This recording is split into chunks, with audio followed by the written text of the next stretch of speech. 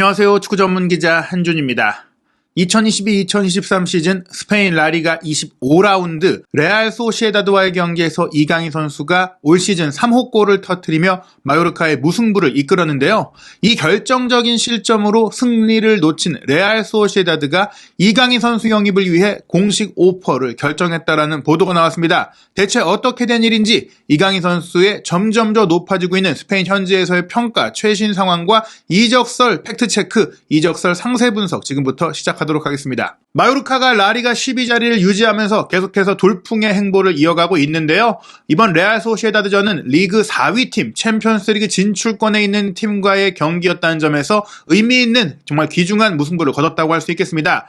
바르셀로나가 현재 승점 65점으로 선두 경쟁에서 앞서가고 있는 가운데 레알 마드리드가 2위, 그리고 아틀레티코 마드리드가 3위, 레알 소시에다드가 4위인데요. 아틀레티코 마드리드는 여러분들이 아시다시피 지난 1월 이적 시장에 마요르카 측에 실질적인 이적료까지 제시하면서 이강인 선수를 원했던 팀이고, 레알 소시에다드 역시 다음 시즌 챔피언스리그 진출이 유력한 팀으로서 이강인 선수 영입과 연결되고 있는 팀입니다. 즉 다음 시즌 이강인 선수는 마요르카의 순위와 관계없이 유럽 대항전을 밟을 가능성이 있다, 이렇게 볼 수 있겠죠. 사실 마요르카도 현재 승점 32점으로 6위인 비아레알, 유로파리그 진출권에 있는 비아레알과의 승점 차이가 6점밖에 나지 않기 때문에 최대 유로파리그까지 노릴 수 있는 상황이에요. 지금 강등권인 헤타페, 알메리아, 엘체 이런 팀들의 승점이 26점, 25점, 최하위로 강등 유력시되는 엘체가 13점이니까 강등권과의 격차는 어느 정도 벌려놨고 잔류는 유력시 되고 이제는 더 높은 곳을 바라볼 수 있는 마요르카인데, 그 중심에 역시 이강인 선수의 활약이 있다라고 할 수 있겠습니다.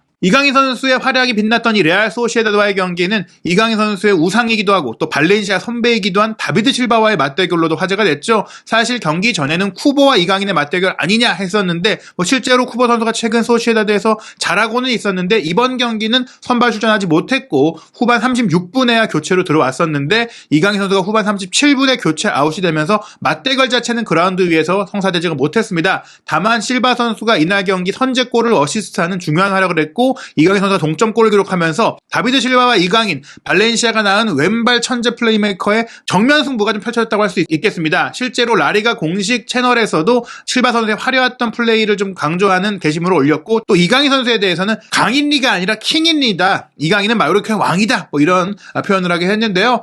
스페인 현지 언론들의 평가도 높았어요. 스페인 전국 스포츠 신문이 총 4개가 있습니다. 마르카, 아스, 문도 데포르티보, 스포르트, 이렇게 4개를 4대 스포츠 신문으로 부르는데, 마르카와 아스가 마드리드 지역을 기반으로 하고 문도 데포르티보와 스포르트는 카탈루냐 지역을 기반으로 하거든요. 여기서 이제 아스 같은 경우 이강인 선수에게 별점 3개, 최고점을 주면서 이날 경기 최우수 선수로 선정을 했어요. 마요르카 내에서도 유일하게 별점 3개를 다 받은 선수였고, 레알 소시에다드에서는 선제골을 어시스트한 다비드 실바, 선제골의 주인공인 카를로스 페르난데스가 별점 2개 받았으니까 이강인 선수만한 선수가 없었다라고 볼 수 있겠고, 실제로 기사의 제목도 이강인이 손모이씨 마요르카의 홈 경기장에서 승점 1점을 구해왔다, 이강인 선수 덕분에 마요르카가 지지 않을 수 있었다라고 표현을 했고요.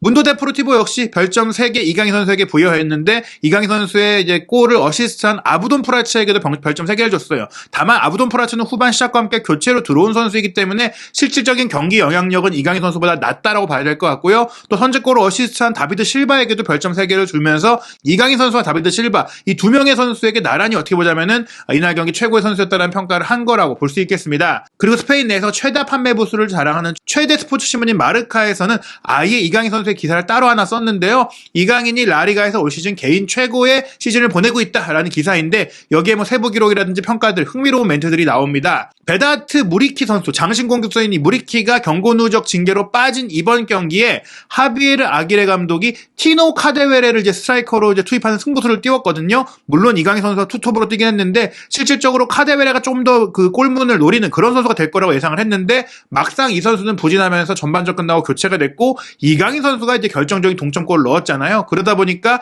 이강인은 항상 마요르카를 위해서 기여한다라고 하면서 이 한국인 공격형 미드필더 이강인이 마요르카 공격의 보루였다라고 평가하면서 이날 경기 최고의 선수였다라고 논평했습니다. 이강인이 넣은 골로 마요르카는 손모이시 경기장에서 레알 소시에다드와 비길 수 있었고 이날 경기에서 이강인 선수가 가장 큰 차이를 만든 선수였다 이렇게 얘기를 했는데요. 마요르카는 리그 최하위 팀인 엘체를 상대로 사실 충격적인 패배를 당하면서 분위기가 안 좋았는데 오히려 강호인 레알 소시에다드를 만나서 좋은 경기를 했어요. 실제로 마요르카가 강팀 킬러로 좀 유명하잖아요. 역습 기반 팀이다 보니까 오히려 이제 하위권 팀이라든지 강등권 팀을 상대로 조금 더 고전하는 경향을 보이기도 하는데요. 어찌됐거나 팀을 둘러싼 의심과 좌절로 가득한 분위기 속에서 마요르카가 레알 소시에다드전이 얼마나 어려울지 알고 있었고 특히 무리키의 부재가 결정타 조금 굉장히 큰 불리한 상황으로 여겨졌었는데 이강인 선수가 엄청난 역할을 했다. 흥미로운 표현이 나옵니다. 경기 초반부터 일찍 실점을 했기 때문인데요. 불확실성과 불안감이 있었기 때문에 이강인은 마요르카의 필수적인 등대 역할을 했다라고 표현을 했습니다. 이 등대 역할이 어떤 것이냐? 이강인 선수를 기준으로 이강인 선수가 좀 척추나 기둥 역할을 했다. 이강인 선수를 이제 보면서 등대라는 것이 망망대해에서 어두울 때 지표를 보고 따라가는 거잖아요. 이강인 선수를 통해서 플레이를 풀어갈 수 있는 그런 환경이 됐다는 것이죠. 이강인 선수의 개인적인 활약이 어땠느냐? 측면 지역에서 균형을 깨트린 것은 물론 즉 측면 돌파가 됐고 상대의 수비를 허물었다는 것이죠. 그리고 시야 폭넓은 시야, 넓은 시야를 통해서 공을 뿌려줬다. 좋은 패스를 공급했다는 얘기죠. 그리고 득점, 본인이 골까지 해결했다. 조율사이자 돌파하는 선수이자 득점하는 선수로서 공격의 모든 걸 다 했다는 얘기인데 그러면서 마요르카가 귀중한 승점 1점을 얻는 데 필요한 침착성을 제공했다. 굉장히 마음이 급하고 긴장되고 흔들리는 과정 속에 이강인 선수가 특유의 이런 여유로운 플레이, 차분한 플레이를 통해서 안정적으로 따라갈 수 있는 그런 경기를 끌어냈다라는 겁니다. 이강인 선수가 팀의 리더라는 얘기인데요. 이 무승부로 마요르카가 승점 32점을 얻어서 라리가 10위를 차지했다고 하면서 이강인 선수 개인적으로 올 시즌 3호 골을 넣었는데 이게 득점 기록에 있어서 자신의 최전성기다라고 표현을 했어요. 2019-2020 시즌 발렌시아 1군 선수로 올라섰을 때 2골을 넣었었고 지난 시즌 마요르카에 와서는 1골을 넣었는데 그쳤는데 올 시즌 아직 경기가 많이 남았음에도 불구하고 3골을 기록하면서 자신의 한 시즌 최다 득점 기록을 깼다라고 했는데요. 올 시즌 이강인 선수가 득점한 팀들도 좋은 팀들이에요. 라요 바이에카노, 발렌시아 그리고 레알 소시다드. 라요 바이에카노는 경기력 좋은 돌풍의 팀이고 발렌시아는 지금 처져 있긴 하지만 그래도 좋은 선수단으로 구성된 객관적인 전력에서는 중상위권 팀이거든요. 그리고 최근 몇 년 동안 레알 마드리드, 바르셀로나, 아틀레티코 마드리드 등 3강에 이은 또 다른 라리가의 최상위 팀으로 꼽히는 레알 소시에다드를 상대로 득점을 한 건데요. 올 시즌에 5개의 도움을 기록한 걸 포함하자면 이강인 선수가 마요르카에서 가장 중요한 선수라는 것을 기록으로 입증하고 있다 이렇게 표현을 했는데 이 도움 기록은 공식적으로는 4개입니다. 이강인 선수의 코너킥이 세트피스 상황에서 득점이 됐던 게 마페오 머리 맞고 따당으로 들어가면서 이강인 선수의 도움이 아니라 기점 패스로 이제 정정되는 부분이 있었기 때문인데 그래도 일부 언론에서는 이건 이강인 선수의 도움이다. 심지어 트랜스퍼 마크트도 이거는 이강인의 도움이다라고 좀 집계를 하고 있어서 표기 차이가 조금은 다르다고 할 수 있겠습니다. 저희가 이제 공식 기록을 살펴보면 이강인 선수가 올 시즌 22경기를 뛰면서 3득점 4도움을 기록하고 있는데 주목할 것이 기대 득점과 기대 도움 값이에요. 기대 득점은 2.75골. 그러니까 이강인 선수가 물론 3골 정도 넣을 기회가 있었다고 하더라도 이게 골대 맞고 나온 것도 있어서 좀 높이 나온 것 같긴 한데 어찌됐거나 3골을 다 넣을 만큼의 기회가 있던 게 아닌데 3골을 넣었으니 주어진 기회보다 많은 골을 넣었다. 본인의 결정력이 대단했다라고 보여주는 것이고 슈팅 기록도 흥미로운데 33개의 슈팅을 올 시즌에 기록하고 있거든요. 그중에 골대 안으로 간 유효 슈팅이 9개였어요. 그런데 빗나간 슈팅이 13개다. 슈팅이 많이 빗나간 게 아니라 상대의 블로킹에 11번이나 막혔다라는 거예요. 즉 3분의 2 정도의 슈팅이 유효 슈팅이 되고 있다. 굉장히 높은 비율이라고 할 수 있는 결정력이고요. 패스 기록도 살펴보면 4개의 도움을 기록했는데 실제 기대 도움값은 5.07개입니다. 도움이 높다는 것은 실제로는 이강인 선수가 5도움 정도를 할 정도였는데 동료들이 기회를 못 살리면서 도움이 4개밖에 안 됐던 것이다. 동료들의 실력이 좋았다면 이강인 선수의 도움 기록이 더 늘어날 수 있었다는 것이고요. 또 하나 이강인 선수가 도전적인 패스, 위협적인 패스, 이런 날카로운 패스, 공격으로 득점으로 갈 수 있는 이런 과감한 패스를 시도하면서도 82%의 패스 성공률을 기록하고 있다는 것은 굉장히 정밀한 선수다라는 걸 보여주는 것인데 경기 끝나고 하비에르 아기레 감독이 이강인 선수가 1대1인 상황에서 왜 빠졌느냐라는 질문을 받았는데 일단은 이렇게 얘기를 합니다. 이강인 선수가 굉장히 훌륭한 경기, 전반적으로 좋은 경기를 했습니다라고 얘기하면서 경기력 문제라거나 또 후반전에 더 다른 선수가 잘할 거라고 생각해서 투입한 게 아니다라고 얘기를 해요. 그러면서 3가지 포지션 모두 잘 소화했습니다. 이 얘기는 이강인 선수가 레알 소시에다드와의 경기에서 물기가 없다 보니까 최전방까지도 올라갔었고 세컨드 톱도 봤었고 좌우 측면을 왔다 갔다 하면서 플레이했다. 여러 포지션, 스트라이커, 플레이메이커, 윙어 이 3가지 역할을 다 했다라는 거예요. 그러면서 왜 교체했냐면 아주 지쳤기 때문이다. 너무나 지쳤기 때문에. 왜 지쳤냐? 여러분들 잊지 마세요. 우리는 오후 2시에 경기를 했습니다. 이강인 선수가 사실은 이제 아시아 시장을 노리는 라리가 사무국의 결정 때문에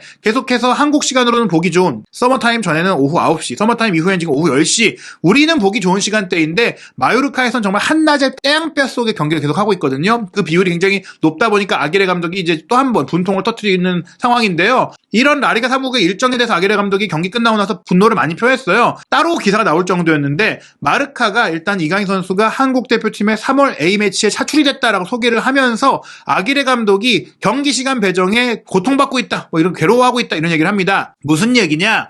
3월 A매치가 이제 3월 24일과 28일에 콜롬비아전, 우루과이전으로 이제 한국에서 열리잖아요. 그 경기를 이강인 선수가 참가했다가 돌아오게 돼서 치르는 경기의 날짜가 스페인 현지 시간으로 3월 31일 금요일 저녁으로 잡힌 거예요. 아기레 감독이 사실은 오후 2시 경기, 낮 경기가 너무 많이 잡힌다. 이게 우리가 무려 30%나 된다.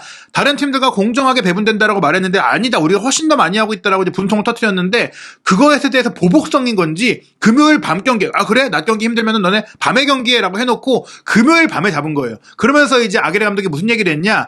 이강인이 3월 28일에 서울에서 대표팀 경기를 치르게 되는데 그게 한국 시간으로 화요일이잖아요. 그러면 그날 바로는 못 나와요. 수요일에 비행기를 타고 스페인으로 오게 되면 목요일에 오게 됩니다. 근데 목요일에 와서 금요일에 경기를 해야 돼. 이러면은 체력을 회복할 시간이 없다 보니까 선발 출전이 어렵습니다. 잘해야 교체 출전이고 아예 결장까지도 할 수 있어요. 우리 시간으로는 4월 1일 토요일 새벽 4시지만 말씀드린 대로 금요일 밤에 스페인에서 열리는 경기이기 때문에 목요일에 스페인에 도착하게 될 이강인 선수에게는 굉장히 무리가 되는 일정이다. 이것은 마요르카 입장에서는 핵심 선수인 이강인 선수를 제대로 쓰지 못하게 하는 라리가 사무국이 아시아 시간대에 보기 좋은 경기를 배정하면서 2라운드 이런 경기 배정하는 건 너 의도가 있는 거 아니냐? 분통을 토한 것입니다. 그런 가운데 이강인 선수의 이적설도 터져 나왔는데요. 스페인의 인터넷 매체 골 디히탈에서 나온 보도입니다. 사실 골 디히탈이 공신력이 높은 매체는 아니에요. 스쿠게 이적 시장에서 도는 이런저런 소문들을 다 이제 소개하면서 공신력이 낮은 신빙성이 떨어진 소식이라도 전하지만 그렇다고 이 매체가 가짜 뉴스를 전하는 것은 아니다라고 볼 수 있겠는데요. 레알 소시에다가 저희가 이전부터도 이강인 선수와 연결됐던 바가 있다라고 얘기 드린 바가 있고 또 이천수 선수가 뛰었었고 황희찬 선수 영입을 추진하기도 했었던 팀이기 때문에 분명히 이제 한국 선수에 대한 관심이 있고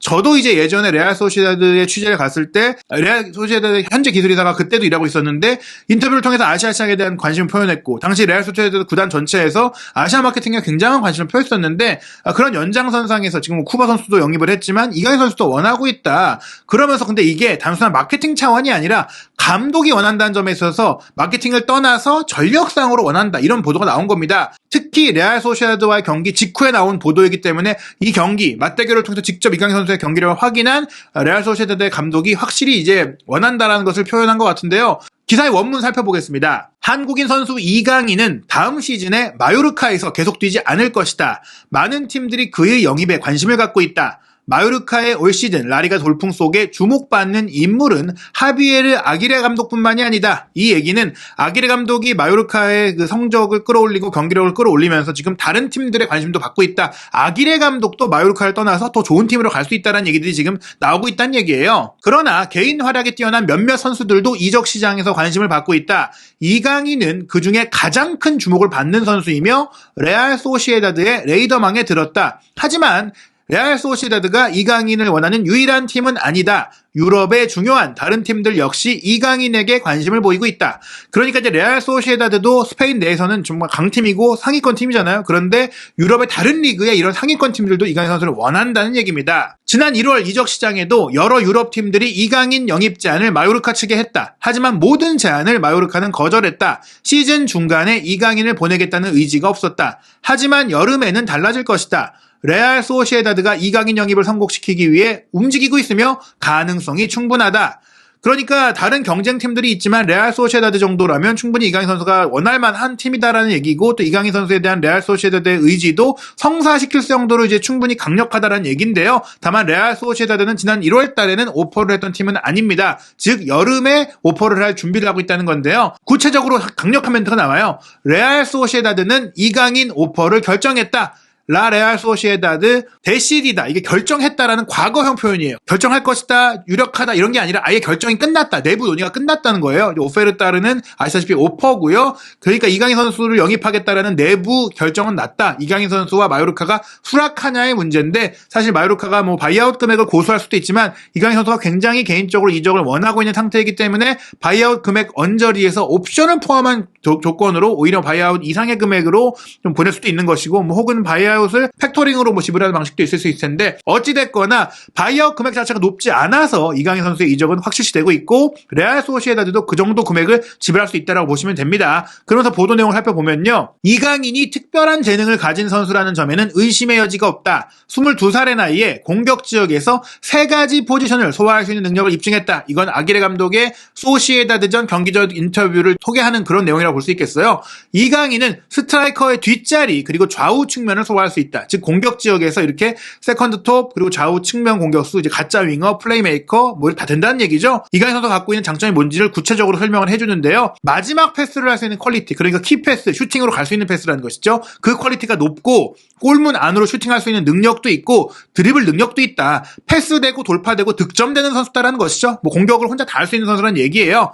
결정적으로 그래서 이강인은 아주 완전한 선수다. 이게 뭐 완벽한이라는 표현을 쓸 수도 있겠지만 퍼펙트랑은 달라요. 부족한 능력이 없다. 모든 기술적인 능력을 갖춘 선수다라는 얘기입니다. 그래서 이마놀 알과실 레알 소시에다드 감독이 이강인을 열망하고 있다. 감독이 자신의 전술에 이 선수가 딱 필요하다 원했다는 것이죠. 그러면서 이 부분이 중요합니다. 레알 소시에다드 감독 알과실이 직접 레알 소시에다드 운영진에게 오는 여름에 이강인을 영입해달라고 요청했다. 이것이 새로운 얘기예요. 레알 소시에다드가 구단 차원에서 이강인을 노리고 있다, 원하고 있다 이런 얘기들은 많이 있었지만 감독 픽이다는 얘기가 이 보도에서 처음 나온 것인데요.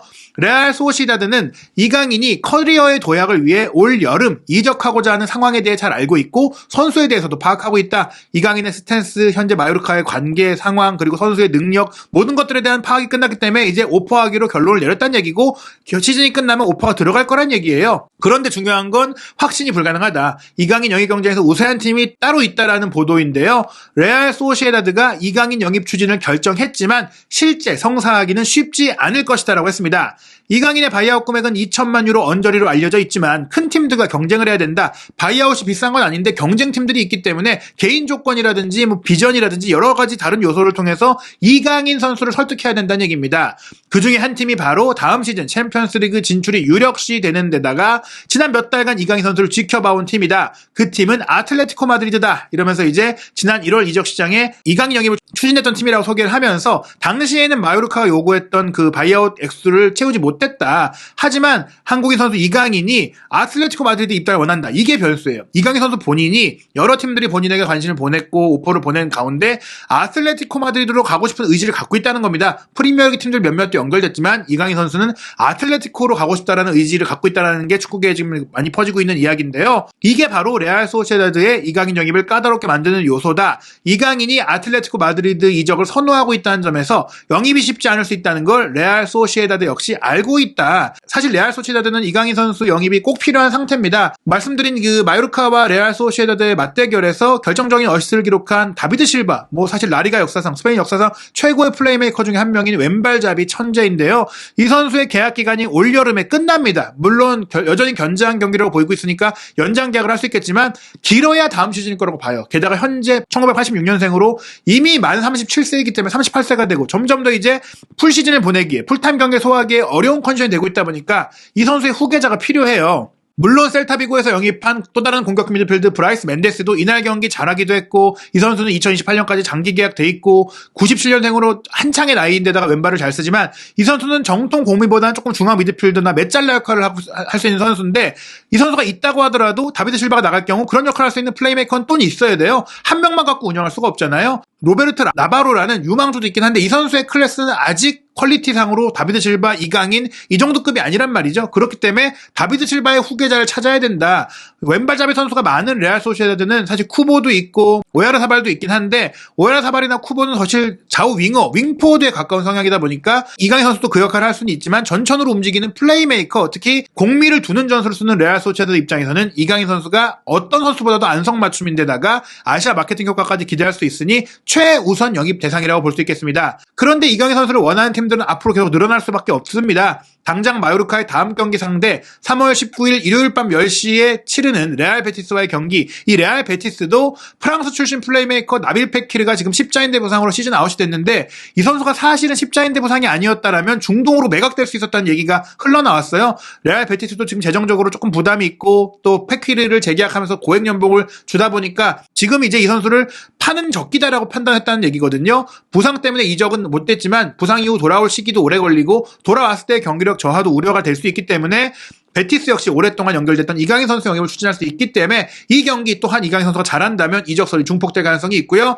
또 지난 1월 달에 이미 이강인 선수와 연결이 됐던 아틀레티코 마드리드가 4월 달에 또 이강인 선수와의 맞대결을 예정하고 있습니다. 올 시즌이 끝나면 마요르카를 떠나기로 결심한 이강인 선수, 어떤 팀을 통해 한 단계 또 업그레이드 되는 경력을 만들어갈 수 있을지 한준TV를 통해 최신 이적설 현지 상황 확인하시기 바랍니다.